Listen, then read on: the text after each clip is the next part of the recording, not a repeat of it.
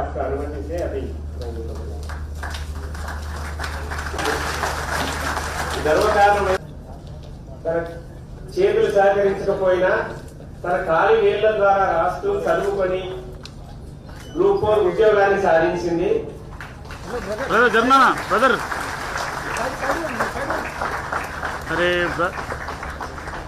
అదేవిధంగా తన కాళ్ళ ద్వారా చిత్రకళలో కూడా నైపుణ్యాన్ని ప్రదర్శించి మన గౌరవించబడు.